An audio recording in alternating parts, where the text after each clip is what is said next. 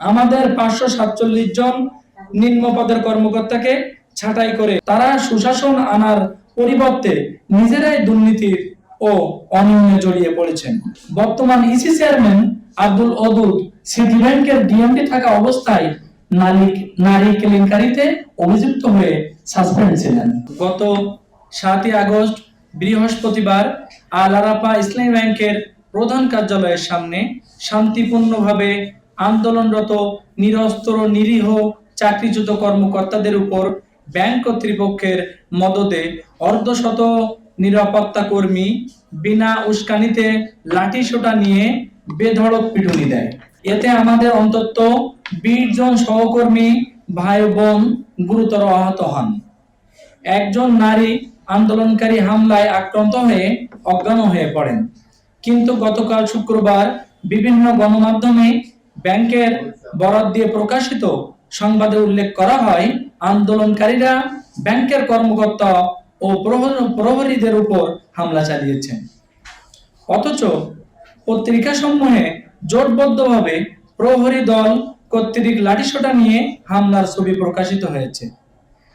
আমরা এ ঘটনার তীব্র নিন্দা ও প্রতিবাদ জানাচ্ছি। ব্যাংক কর্তৃপক্ষ উল্টো বাদী হয়ে আমাদের আন্দোলনকারীদের নামে মিথ্যা মামলা দায়ের করেছে। এই ঘটনার দায়ভার সম্পূর্ণ ব্যাংক কর্তৃপক্ষের। প্রকৃতপক্ষে ঘটনার দিন ব্যাংকের এইচআরডি হেড জনাব আমির হোসেন পার্শ্ববর্তী সুরমা টাওয়ার থেকে নেমে আন্দোলনকারীদের নিয়ে কুরুচিপূর্ণ মন্তব্য করলে আন্দোলনকারীরা তাৎক্ষণিকভাবে প্রতিবাদ করেন। পরে তার নির্দেশে পূর্ব পরিকল্পিতভাবে নিরাপত্তা প্রহরীরা সংঘবদ্ধ হয়ে আমাদের উপর হামলা চালায়।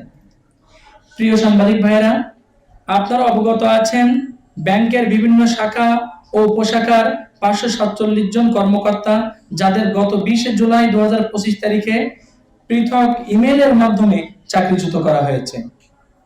চাকরিচ্যুতির প্রতিবাদে আমরা গত 28 জুলাই থেকে প্রধান কার্যালয়ের সামনে শান্তিপূর্ণভাবে অবস্থান করে আসছি।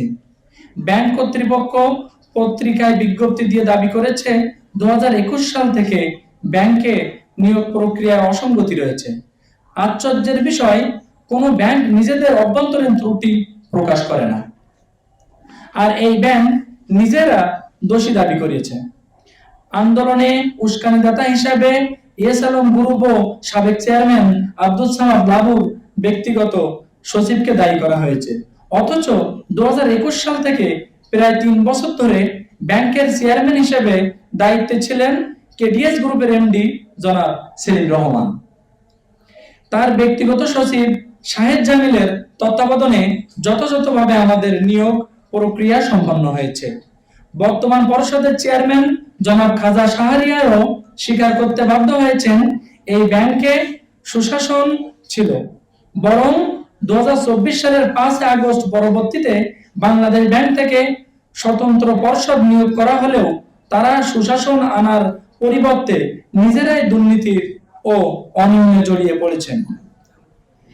বাংলাদেশ ব্যাংক প্রতিদিন 6 ফেব্রুয়ারি 2025 আমাদের 547 জন নিম্ন পদের কর্মকর্তাকে ছাঁটাই করে গত 1 বছরে নিয়ম বহির্ভূতভাবে প্রায় 2 শতাধিক নির্বাহী কর্মকর্তা নিয়োগ করা হয়েছে, যাদের বিরুদ্ধে তাদের পূর্ব প্রতিষ্ঠান সমূহে আর্থিক সহ বিভিন্ন ধরনের দুর্নীতির অভিযোগ ছিল। বর্তমান চেয়ারম্যান জনাব খাজা শাহরিয়ার ও ইসি চেয়ারম্যান জনাব আব্দুল ওয়াদুদ ঘুষ নিয়ে তাদের নিয়োগ দিয়ে শত কোটি টাকা আয় করেছেন।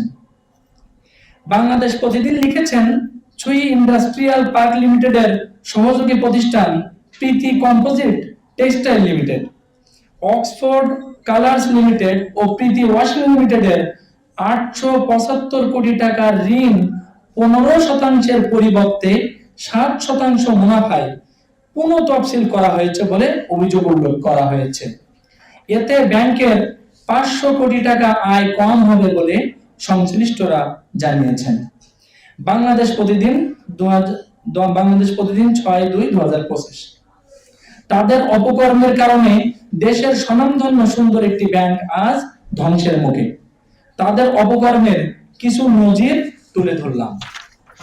1, বর্তমান চেয়ারম্যান খাজা শাহরিয়ার তার নিকটাত্মীয় রাফাতুল্লাহ খানকে এএমডি পদে নিয়োগ দিয়েছেন। বাংলাদেশ ব্যাংকের বিধি মোতাবেক শরিয়া ভিত্তিক ব্যাংকের এএমডি হওয়ার জন্য আগের কোন শরিয়া ভিত্তিক ব্যাংকে 3 বছরের অভিজ্ঞতা প্রয়োজন হয়, যা রাফাতুল্লাহ খানের নেই। 2, বর্তমান চেয়ারম্যান আল আরাফাহ ইসলামী ব্যাংকের মতো শরিয়া ভিত্তিক ব্যাংকে তার পূর্বতন নন ব্যাংকিং আর্থিক প্রতিষ্ঠান আইডিএলসি ও লঙ্কা বাংলা ফিনান্স থেকে অধিক বেতনের অসংখ্য কর্মকর্তা নিয়োগ করেছেন, যাদের শরিয়া ভিত্তিক কোনো আর্থিক প্রতিষ্ঠানে কাজের অভিজ্ঞতা নাই। তিনি লঙ্কা বাংলা থেকে তার নিকটজন মোহাম্মদ রাজিউদ্দিনকে এভিপি পদে নজিরবিহীনভাবে 11টি ইনক্রিমেন্ট দিয়ে পিআরডিতে নিয়োগ করেছেন। তিনি ব্যাংক চেয়ারম্যানের সব এজেন্ডা বাস্তবায়ন করেছেন। 3, বর্তমান ইসি চেয়ারম্যান আব্দুল ওদুদ সিটি ব্যাংকের ডিএমডি থাকা অবস্থায় নারী কেলেঙ্কারিতে অভিযুক্ত হয়ে সাসপেন্ড ছিলেন। এছাড়া তিনি এনআরবি ব্যাংকে কর্মরত অবস্থায় ঋণ সংক্রান্ত দুর্নীতির মাধ্যমে এই ব্যাংকে 4 বছরে আমানত এসেছে প্রায় 2000 কোটি টাকা। প্রতি বছর ব্যাংক মুনাফা করছে 60 কোটি টাকা। বর্তমান পর্ষদের অধীনে ব্যাংকের সম্পর্কে গ্রাহকদের নেতিবাচক ধারণা বৃদ্ধি পাওয়ায় গত 1 সপ্তাহে অন্তত 100 কোটি টাকা আমানত কমে গেছে।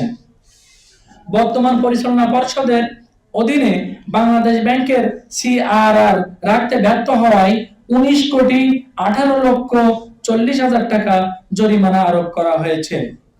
সামগ্রিকভাবে বর্তমান পরিচালনা পর্ষদ পুরোপুরি ব্যর্থ ও ব্যাংক আর্থিক ক্ষতির সম্মুখীন হয়েছে। কর্পোরেট সমাজে ব্যাংকের ইমেজ সংকটে পড়েছে। এমত অবস্থায় বর্তমান ব্যর্থ দুর্নীতিবাজ পরিচালনা পর্ষদ বাতিল করা না হলে এই ব্যাংক শীঘ্রই সংকটপূর্ণ ব্যাংকে পরিণত হবে। আপনাদের মাধ্যমে বাংলাদেশ ব্যাংকের প্রতি অনুরোধ, আল আরাফাহ ইসলামী ব্যাংককে ধ্বংসের হাত থেকে রক্ষা করুন এবং আমাদের চাকরি ফিরিয়ে দেন।